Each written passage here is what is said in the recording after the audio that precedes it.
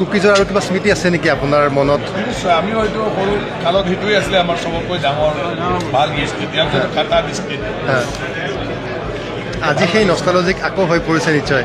Definitely মই ধন্যবাদ দিছোঁ আমাৰ নতুন স্পিকাৰ ডাঙৰীয়া। Thank U.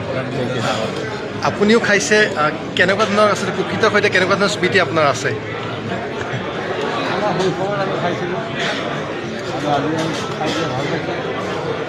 নতুন স্পিকাৰে এই বস্তু ধন্যবাদ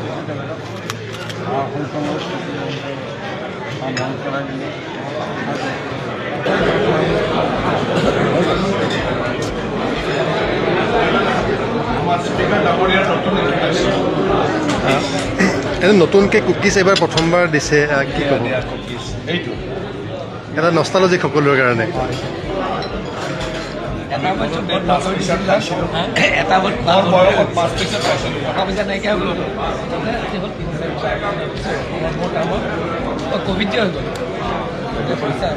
এতিয়া দামটো বাঢ়িব।